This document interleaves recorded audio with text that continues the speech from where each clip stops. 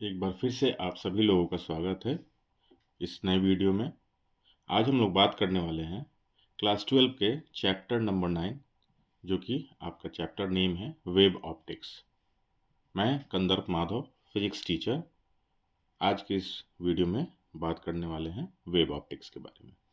तो स्टार्ट करते हैं। जो इस चैप्टर के इम्पॉर्टेंट फार्मूला हैं उन सब पर फार्मूला के बारे में एक एक करके। तो first formula that is Snell's law, ठीक है। 1 mu 2 यानी refractive index of 2 with respect to 1, that is sine I by sine R, sine of incident, sine of refraction. Second formula mu is equals to C upon V, यानी कि speed of light in vacuum divided by speed of light in medium. Third, speed of light in vacuum C is equals to nu into lambda. ये formula जो है आपको important है, यानी कि जो वेव का स्पीड होता है that is equals to frequency multiplied by lambda, where nu is frequency and lambda is wavelength. अब आइए fourth number, mu is equals to lambda upon lambda prime, यानी कि wavelength in vacuum divided by wavelength in medium. 5, wavelength in medium lambda prime is equals to lambda upon mu, यानी ये वाला जो formula है इसमें आप क्रॉस मल्टीप्लिकेशन करेंगे तो लैम्डा प्राइम यानी wavelength in medium is equals to lambda upon mu आपको मिल जाएगा। 6 नंबर, ऑप्टिकल पाथ कहाँ पे, तो in vacuum that is equals to mu into path in medium. 7, frequency of light remains unchange during its reflection और refraction, यानी या reflection की बात हो या रिफ्रैक्शन की बात हो, उसकी वेवलेंथ चेंज हो सकती है, स्पीड चेंज हो सकती है, लेकिन फ्रीक्वेंसी कभी भी चेंज नहीं होगी, वो कांस्टेंट रहेगी। सेकंड नंबर पेज पे देखिए 8 नंबर formula, principle of superposition of waves, यानी कि y is equals to y1 plus y2 plus y3 plus so on plus yn, where y1, y2, y3 and yn are the displacements due to the different waves acting separately. 9, intensity of a wave is directly proportional to the amplitude square. 10, resultant amplitude A is equals to root under a1 square plus a2 square plus 2a1 a2 cos phi, where a1 and a2 are the amplitudes of the two waves. Phi is the constant phase difference between the two waves. Resultant intensity यानी कि formula number 11, I is equals to I1 plus I2 plus 2 root under I1 into I2 cos phi। तो root under सिर्फ I1 I2 रहेगा और उसके बाहर root के बाहर है cos phi। So where two monochromatic waves of intensity I1 and I2 and phase difference phi, monochromatic का मतलब होता है those type of waves which have single wavelength, या monochromatic light हम लोग बात करते हैं तो those who have single wavelength, यानी कि उसके अंदर एक ही wavelength जो है सिंगल wavelength हो, वो मिक्सचर ऑफ wavelengths नहीं हो, तो मोनोक्रोमेटिक, मोनो मतलब वन होता है। सो two monochromatic waves of intensity I1, I2 and phase difference phi. The last term that is यहाँ से लेके यहाँ तक का cos phi, यानी कि 2 root under I1 I2 into cos phi is called interference term. ये वाला जो पूरा टर्म है इसको हम बोलते हैं इंटरफेरेंस टर्म।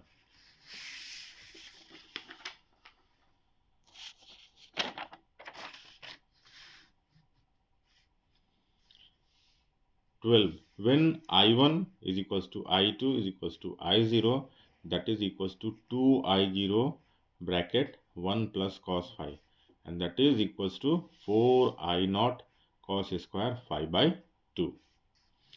अब theory of interference fringes, तो for a bright fringe path difference यानी P is equals to n into lambda, where P is equals to point on the screen at distance x from the center O n is equals to 0 1 2 3 so on and lambda is equals to wavelength. यानी जो आप Young's double slit experiment की बात करते हैं तो उसमें एक सोर्स होता है, वहाँ से लाइट निकलती है, उसके बाद S1 S2 दो आपके और होल होते हैं, फिर वहाँ से लाइट निकल के जाती है और हम एक स्क्रीन रखते हैं और वहाँ पे हमको पैटर्न मिलता है। तो bright fringe path difference P is equals to n into lambda where P is equals to point on the screen at distance x from the center। तो सेंटर से किसी पॉइंट P पे तो n is equals to क्या होगा 0 1 2 3 and so on and lambda is equals to wavelength। अब for a dark fringe तो bright dark करके ऐसे हम लोग को पैटर्न मिलता है। तो 14 number formula for a dark fringe हमारे पास क्या कंडीशन होना चाहिए, P is equals to bracket 2n-1 bracket close lambda by 2। 15 number अगर आप यहाँ पे फिगर देखेंगे आपको दिख रहा है कि एक सोर्स है, यहाँ से लाइट प्रोड्यूस हुआ, यहाँ से आगे चला, S1 S2 दो स्लिट है, फिर यहाँ से लाइट आगे गई और S1 और S2 के बीच की दूरी जो है वो D है, ये आपका सेंटर है, यहाँ से और एक हमने पॉइंट ले लिया P, वहाँ की दूरी X है और ये जो हमारा स्लिट है S1 S2 और ये जो स्क्रीन है इसके बीच की दूरी है capital D। So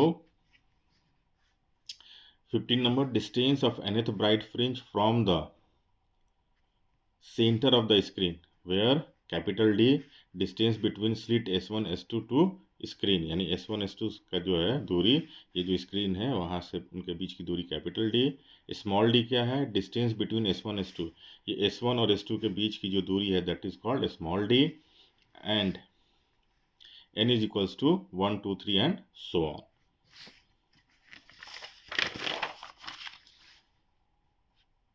16 number distance of nth dark fringe from the center of the screen तो x prime n is equals to bracket में 2n-1 bracket close d into lambda divided by 2 into small d।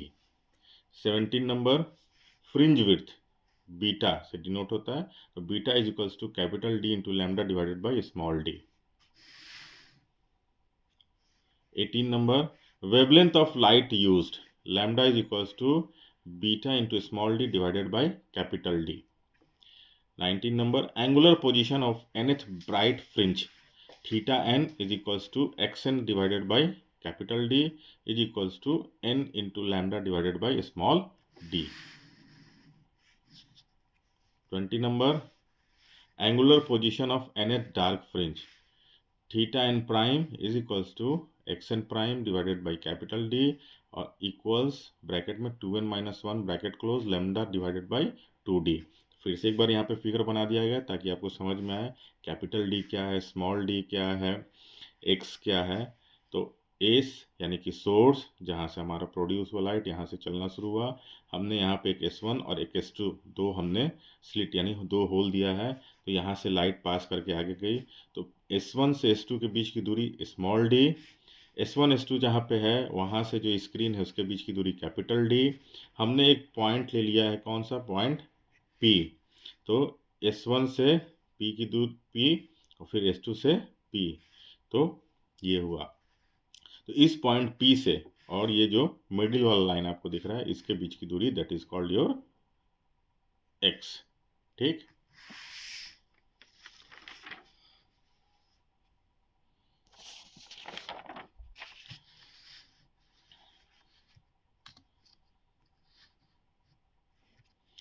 अब आ जाइए बात करते हैं हम लोग इंटरफेरेंस।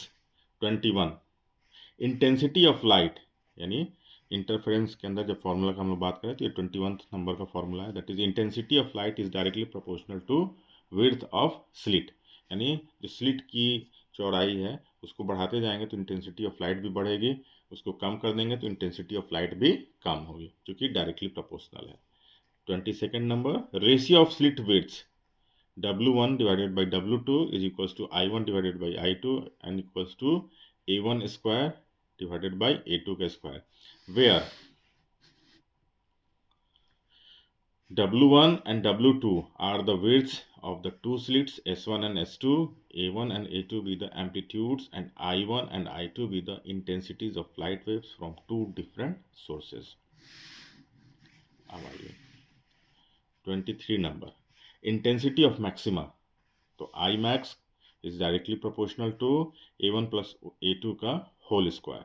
और 24 नंबर, इंटेंसिटी एट मिनिमा, तो I minimum minima is directly proportional to A1 minus A2 the whole square. तो A1 प्लस A2 जो है आपका एम्पलीट्यूड्स है ए, तो एक एम्पलीट्यूड A1, दूसरा एम्पलीट्यूड A2, इस दोनों को जोड़ के इसका जो स्क्वायर करेंगे तो आपको मैक्स मिलेगा, यानी मैक्सिमम मिलेगा, और A1 माइनस A2 का होल स्क्वायर करेंगे तो हम लोग को मिनिमम मिलेगा। 25, intensity ratio of maxima and minima, I max divided by I min, यानी कि A1 plus A2 the whole square divided by A1 minus A2 the whole square, and that is equals to R plus 1 divided by R minus 1 का square, where R is equals to A1 upon A2 and that is equals to root under I1 divided by I2। और इस R को हम लोग क्या बोलते हैं? Amplitude ratio of two waves. अब आ जाइए 26 number, for reflected system of light, first maxima कब होगा?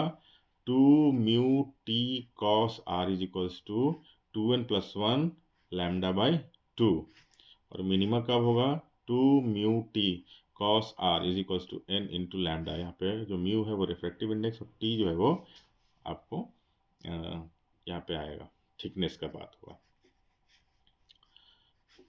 27, for transmitted system of light, maxima 2 mu T cos r is equals to n lambda, और मिनिमा यानी 2 mu t cos r is equals to 2n plus 1 lambda upon 2, where n is equals to 0, 1, 2, 3 and so on.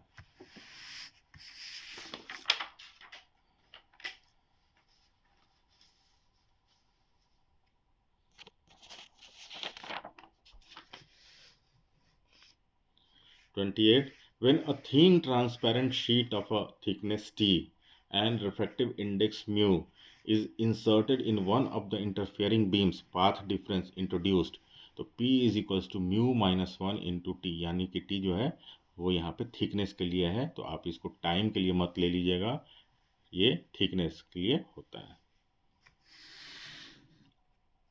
29, displacement of the central bright fringe delta x is equals to beta upon lambda mu minus 1 bracket में into t, और equal capital D by small d mu minus 1 bracket के अंदर into t, where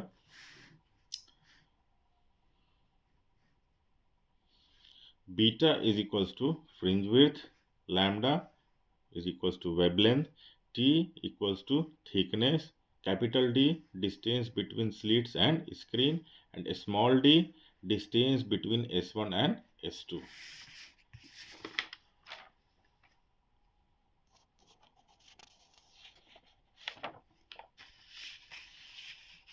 आ जाइए page number 9 पे।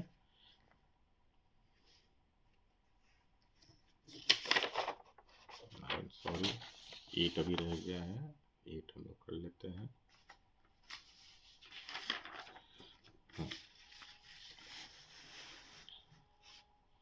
Diffraction of light, तो सबसे पहले थोड़ा सा हम लोग बात कर ले डिफ्रैक्शन क्या है। The phenomenon of bending of light around the corners of A small obstacles और apertures and its consequent spreading into the regions of geometrical shadow is called diffraction of light। यानी आपको पता है light travels in straight line, तो वो जब straight line में travel करता है तो उसके रास्ते में अगर कोई ओपेक ऑब्जेक्ट आ जाएगा तो वो उससे टकरा के या तो वापस आ जाएगा या उस ओपेक ऑब्जेक्ट द्वारा उसको ऑब्जर्व कर लिया जाएगा, उसको वो दूसरी तरफ नहीं जाएगा। ठीक है, ऐसा नहीं है कि जब लाइट ट्रेवल करता है उसके रास्ते में कोई आप ऑब्स्टेकल रख दीजिएगा तो उससे दाएं बाएं होते हुए निकल जाएगा, ऐसा नहीं होता है। हाँ, डिफ्रैक्शन ऑफ लाइट में क्या कहा जा रहा है कि अगर कोई लाइट ट्रेवल कर रही है और उसके रास्ते में कोई बहुत छोटा ऑब्जेक्ट ऑब्स्टेकल के रूप में है, तो वो उस बहुत से छोटे ऑब्जेक्ट के साइड से किनारे से होते हुए और फिर स्ट्रेट लाइन में आपको आगे की तरफ मूव कर जाएगी, उसी फेनोमेना को हम लोग बोलते हैं डिफ्रैक्शन ऑफ लाइट। तो फिर से एक बार समझ लीजिए, the phenomenon of bending of light around the corners of a small obstacles, बात आ गई, यहाँ स्मॉल ऑब्स्टिकल्स, और अपर्चर्स यानी बहुत छोटे अपर्चर्स या बहुत छोटे ऑब्जेक्ट्स रहेंगे तब उसके साइड से, and its consequent spreading into the regions of geometrical shadow is called diffraction of light. तो अब एकदम हल्का साइड से होके जब वो निकलेगा तो जो ज्योमेट्रिकल शैडो है, जहाँ पे अंधेरा बन रहा है, वहाँ पे भी थोड़ा बहुत जो है आपको वो लाइट दिखेगा, तो that is called diffraction of light. तो आप यहाँ पे देख सकते हैं, फिगर से समझाया गया है कि एक पॉइंट ऑफ सोर्स है एस, वहाँ से लाइट यहाँ से निकल के जा रही है, तो ये लाइट जब यहाँ जा रही है और यहाँ जा रही है, और यहाँ पे ये आप देख रहे हैं ये जो लाइन है वो स्मॉल ऑब्स्टिकल है, तो यहाँ सामने तो अंधेरा हो जाएगा ज्योमेट्रिकल शैडो, ठीक। तो पहला चीज़, अब अगर ये स्लिट है इसके बीच से जा रही है, तो ए प्राइम और बी प्राइम यहाँ पे तो उजाला रहेगा, लेकिन इस बी प्राइम के इधर और ए प्राइम के इधर क्या होगा, ज्योमेट्रिकल शैडो हो जाएगा। इन टू द ज्योमेट्रिकल रीजन, मतलब जो ज्योमेट्रिकल शैडो है उसमें अगर आपको दिख रहा है तो that is called diffraction of light. वो दिख रहा है वो due to the diffraction of light. तो पहला, for diffraction at a single slit of width a, कोई सिंगल स्लिट है जिससे, जैसे यहाँ पे ये सिंगल स्लिट है, यहाँ पे भी सिंगल स्लिट है, और उसका विड्थ यानी कि उसकी चौड़ाई ए है। तो पहला क्या, condition for nth minimum is a sin theta is equals to n lambda, where n is equals to 1 2 3 and so on. Second, condition of nth secondary maximum is a sin theta is equals to bracket में 2n plus 1 divided by multiplied by lambda by 2, यानी a sin theta is equals to 2n plus 1 bracket में lambda upon 2, where n is equals to 1 2 3 and so on. And the third one, angular position or direction of nth minimum, that is theta n is equals to n lambda, n into lambda divided by a जो है आपका वो क्या है, amplitude.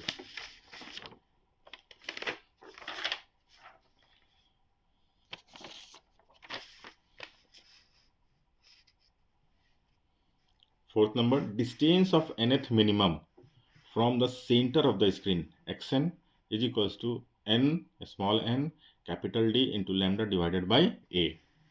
Fifth number, angular position of nth secondary maximum theta n prime is equals to 2n plus 1 bracket में lambda by 2 है। Six number, distance of nth secondary maximum from the center of the screen, तो xn prime is equals to 2n plus 1 in bracket capital D into lambda divided by 2 है। फिर से यहाँ पे एक figure में आपको समझा दिया गया, आप ध्यान दीजिएगा, ये स्लिट की जो चौड़ाई है दैट इज योर ए, ठीक है। तो यहाँ पे ये जो ए है वो एम्पलीट्यूड के लिए यूज़ नहीं हो रहा है, ये हो रहा है जो ये स्लिट की आपको जो विड्थ है उसके लिए यूज़ हो रहा है ए। यहाँ से एक रेज अप गया, फिर यहाँ से एक इधर गया, फिर यहाँ गया, तो इसके साथ ये एंगल एक थीटा, ये एंगल थीटा, और यहाँ से लेके यहाँ तक है बीटा नॉट, और ये स्लिट से स्क्रीन के बीच की दूरी है कैपिटल डी। तो एकदम याद रखिएगा, क्योंकि थोड़ा सा कंफ्यूजिंग हो जाता है कि हम लोग एम्पलीट्यूड के लिए भी ए को यूज़ कर रहे हैं और यहाँ पे भी ए है, तो ये जो ए है वो आपका इस स्लिट का विड्थ है। Width of central maximum beta naught is equals to 2 into beta is equals to 2 into d into lambda divided by a. Angular speed of central maximum on either side theta is equals to plus minus lambda upon a. Total angular spread of a central maximum, that is 2 theta is equals to 2 into lambda divided by a.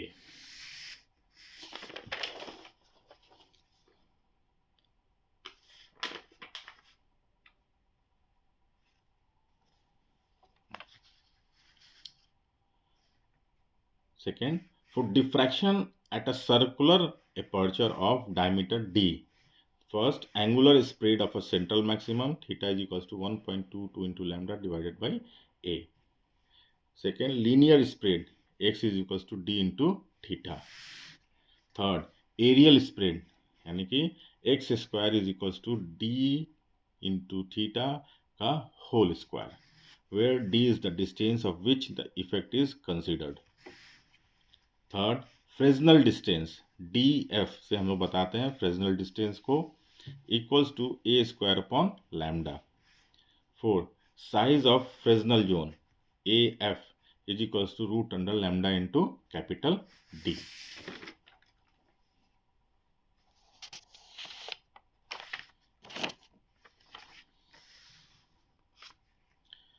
Resolving power of telescope and the second is microscope.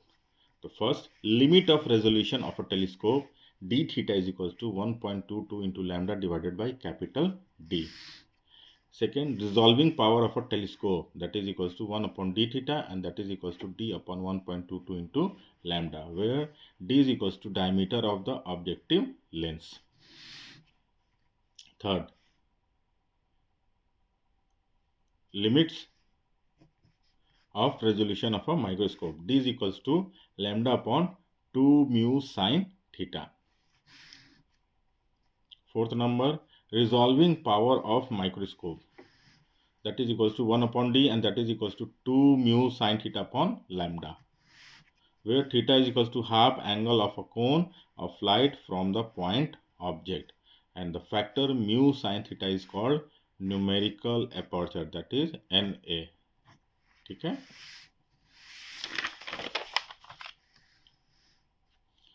Polarisation of waves. First, law of Malus, बहुत important है, इसको एकदम आप याद कर लीजिएगा। इस topic को बहुत बार पूछा गया है और संभावना है कि इस बार भी पूछा जाएगा। तो इसका स्टेटमेंट क्या है? When a beam of completely plane polarized light is passed through analyzer, the intensity I of transmitted light varies directly as the square of the cosine of the angle theta between the transmission directions of a polarizer and analyzer, and this statement is known as the law of Malus. ठीक है। Mathematically I is equals to I naught cos square theta. Here I naught is the maximum intensity of transmitted light and intensity in watt per meter square, angle theta in degrees. ये SI unit जो इसमें use करना है उसके बारे में बात हो गई।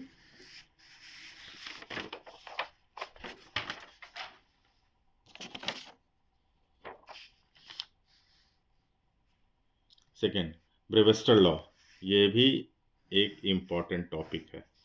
That is mu is equals to tan IP, where mu is equals to refractive index and IP यानी कि polarising angle of incidence.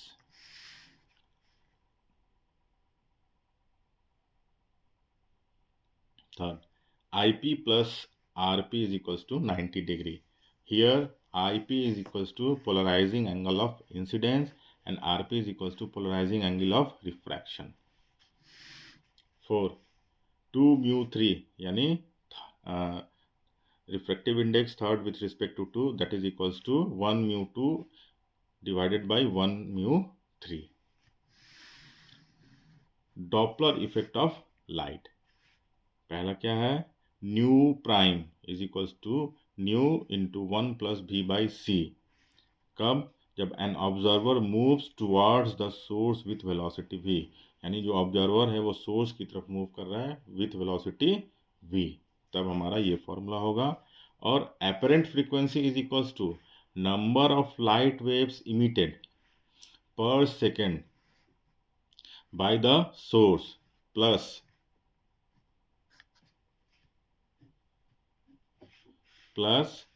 number of light waves contained in distance v. Second, nu prime is equals to nu 1 minus v by c, that is in bracket। और ये formula कब होगा? when source and observer move away from each other, यानी दोनों move कर रहा है और दोनों एक दूसरे से दूर जा रहा है। इसके पहले वाले में क्या था? एन ऑब्जर्वर, यानी सिर्फ ऑब्जर्वर जो है वो मूव कर रहा है toward the source with the velocity v, but here यानी कि जब हमारे पास फॉर्मूला है nu prime is equal to nu bracket 1 plus v by c bracket close, तो वो, और जब दूसरा हमारे पास फॉर्मूला है nu prime is equal to nu in bracket 1 minus v by c, और ये कब है? When source and observer move away from each other. इस चैप्टर का last topic, that is blue shift and red shift. तो lambda minus lambda prime is equals to plus minus b by c into lambda. ठीक है। So first, when source and observer approach each other, positive sign is taken. जब एक दूसरे की तरफ हमारा क्या होगा, source and observer approach each other, source और ऑब्जर्वर दोनों एक दूसरे की तरफ मूव करेंगे तो हम लोग पॉजिटिव साइन लेंगे।